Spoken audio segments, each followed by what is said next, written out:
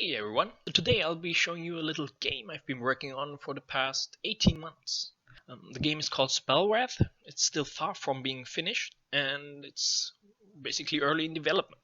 I decided to do this video to show you guys what the current state of the game is and how it looks like during production.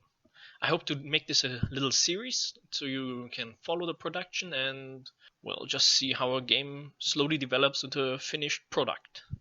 Do note this game is still in very rough shape. So what you see here is probably not going to be the end product. There are a handful of artists still working on the game and they're producing very high quality work that hasn't made it yet into my code. So I'll link to them here, and as the development goes, you will see more and more of their artworks in the game. The game uses a custom engine that I wrote myself, so you'll notice it looks a bit different, mainly because I'm using a technique called voxel ray casting or voxel ray tracing. This hasn't been done in games as often, mainly due to the fact that it's quite slow, and you will see that this game is running at a very low frames per second. I hope to optimize that a lot, and as time goes by it will run at a higher frame rate, hopefully one day at 60 FPS on a good machine. I might go into more depth how the technology behind this game works, and yeah, if you're interested in that. So let's dive right into it. And here we have it. It's the main menu of the game, nothing special about it. The fun part is only that we pan through the entire island when we start the game. We will first be introduced to the rough storyline of the game, and after that a little in-game cinematic will appear. Now the intro cinematic isn't finished, so we won't see anything, and the cutscenes are obviously just placeholders for everything. And yeah, let's take a look at that. Okay, so the cutscene starts to play and we can now skip right through it. Nothing special. So, now we're actually in the game. The game takes place in 3 phases. One is the organized phase. During this phase you can build your castle, you can equip your units, move your units around. The next phase will be the attack phase, where you can decide which domain or which knights attack which castle. And the third phase is the combat phase, which only happens if you have knights attacking a different castle. Now this may sound a bit strange, but I'll show you right now what it looks like in the game. So here we have our little castle. Let's start out by explaining what we see. You will have these hex grids where you can build stuff on. Now the castle obviously has a castle wall and a main castle inside, which looks like a huge block because, yes, I haven't gotten around to do that yet. You can build buildings on every one of those 3 slots, and each building has a different use. So let's click on the build. Now let's say we want to build a blacksmith. Let's just place it here. Boom. And a little construction site will appear. Obviously buildings aren't free. In the top right corner you have the resources. Now the idea is that you can build buildings that produce resources and buildings that will need those resources. For example, the blacksmith will need metal to create weapons. Additionally, we can also build something like a tavern. The tavern is mainly there for questing. And what I've been calling training grounds, which will be able to build units. So at this point it looks like an RTS. But it's turn-based, so everything you do now, you can take all the time you want. Only once you hit end turn will things start to take shape. I will now press end turn quite a few times, so don't be a bit confused, and just skipping ahead until the buildings are finished.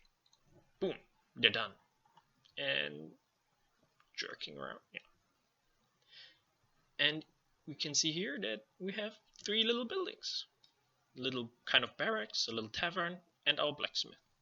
Now, this isn't the only domain we can work on.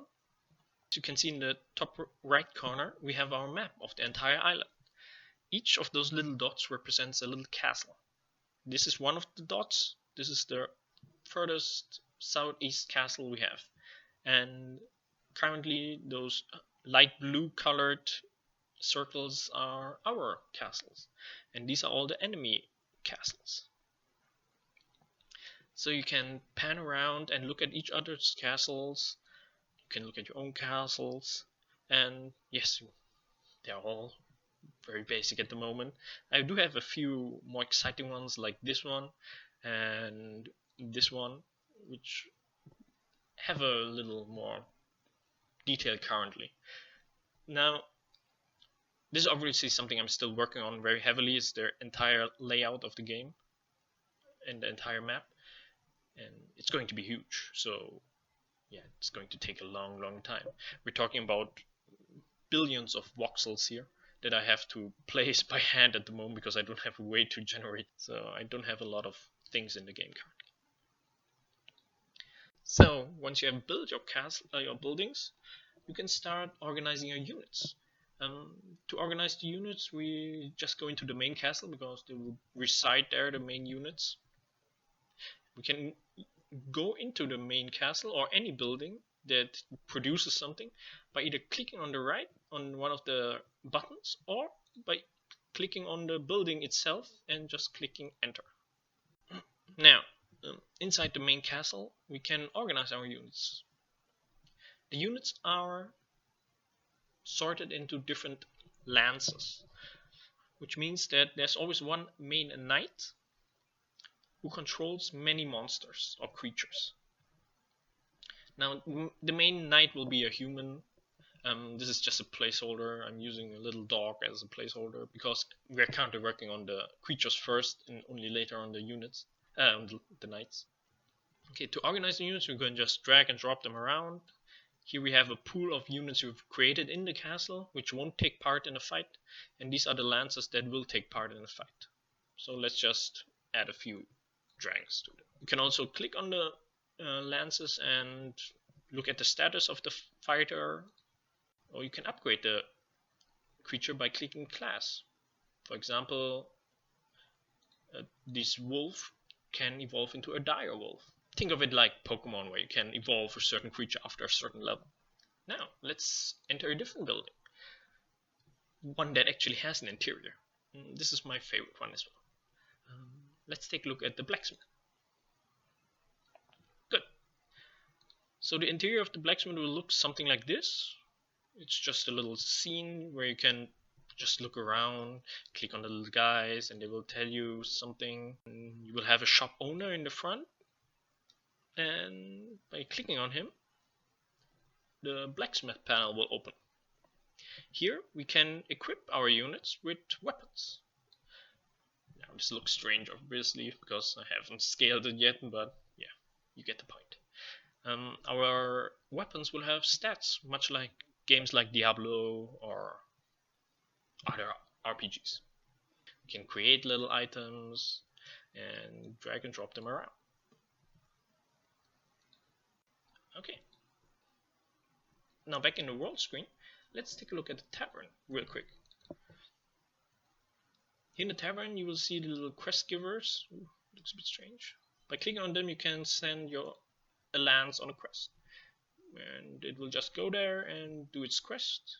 I decided not to do those collect 50 wood or kill 10 boars kind of quests. These quests will just send the unit on the quest, and after a certain amount of turns they will return and give you something they found on the quest.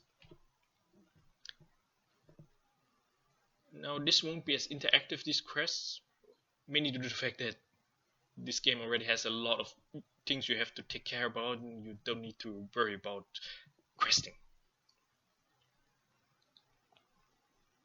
So this is the main idea of the organize phase. Now let's take a look at the attack phase. So obviously we can only attack, if you look at the lower right corner, domains that are near to each other. For example, from this domain I can only attack the green domain on the left. Now for development purposes I can attack any domain, and we'll attack one that's a bit more interesting than just a flat green land. Okay, now let's end the turn here. And we are now in the attack phase. By clicking the attack button, we can choose our lances that will attack a neighboring domain. Boom. Now we can also take a quick look at how the whole map looks like. Yeah, so this is the domain we're starting our attack from. Down here we can choose up to 3 lances to attack a different domain. We currently only have 2, so that won't be a problem. We'll just select all of them. And normally we would click on the neighboring domain to attack them. But for visual purposes, let's attack this domain. I just click on it, and you wish to attack this domain.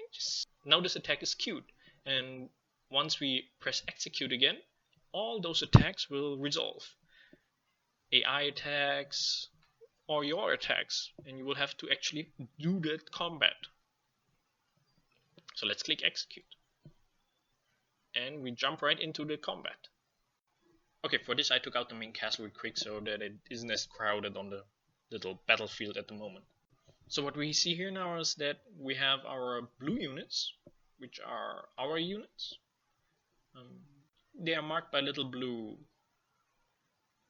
icons so that you know which units are yours.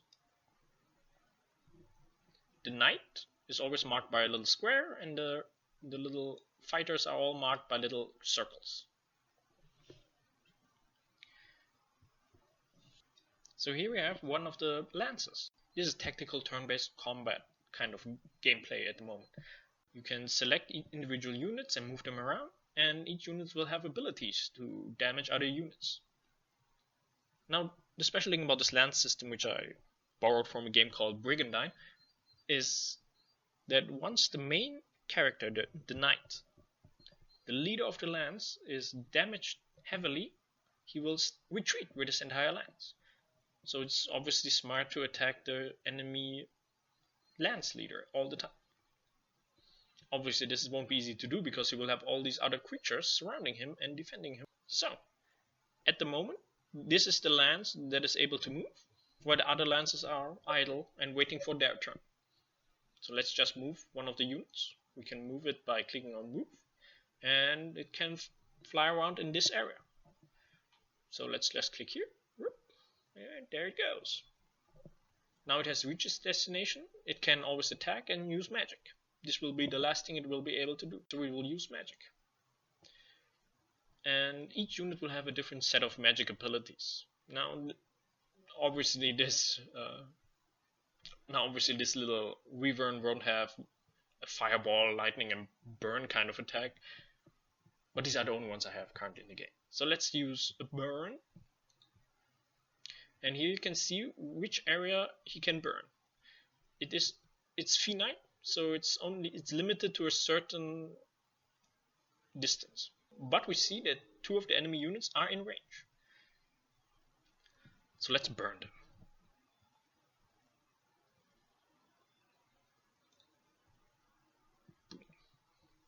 Good. Now, what you just saw pop up was that our little wyvern leveled up. It's no longer level 3, it's now level 4. And with the level up comes increased stats and everything. This little dot now with a little circle inside means that it's done. The wyvern has done everything it can this turn, and it just sits there. On top of the wyvern you can now also see a quick representation of its life and its mana. Obviously when you click on the unit you will see the life and the mana down here. Same goes for the enemy units. You see that they're damaged heavily, both of them. So let's now move our lance leader. Obviously the lance leader will have a different portrait because he's a human in dog form at the moment. Okay, let's move him here, and there he goes. And again, like our little wyvern, we can attack with a magic ability at this moment. So we choose burn again, and this time we can burn all of them. Now, the burn ability in this game I currently have is very strong, so they will probably all die. And what you will see now is that once the leader in the middle is wounded, he will retreat, and all of them are gone. All of the survivors are gone. Boom. first our level up, and boom, mage has retreated. The mage has retreated. Boop. And now this enemy lance is gone. And all we have to take care of now is the other enemy lance. Okay, so this is the rough idea about the combat system in this game. You have 3 lances that fight 3 other lances in order to control a certain castle. Now knights in this game, they don't die. They only get wounded in combat, meaning they won't be available for a few turns until they're healed. Creatures, however, once they die, they're gone. So you will always have lances you can fill up with creatures, but these creatures might die. So the idea is a bit like Pokemon trainers and their Pokemon, only that the Pokemon can die. You can level up your creatures, you can level up your knight, and once they reach a certain level, they can advance in their class. So for example, we will have a creature like a little snake. It will evolve into a bigger snake. And that bigger snake will evolve eventually into the wyvern we see here, our little dragon type of creature. And this will be its final form. After this, you can still level it, and it will get stronger. But the problem with creatures is obviously it can die. But the same goes for the knights. We might start out as a fighter, and it will evolve into a knight, and maybe a paladin. The special thing about them is they don't die. So, this is just the first rough example of the game. And if you guys want to stay up to date with the development process, I post a lot of it on Twitter and on the website. And I'll link to those somewhere here in the video.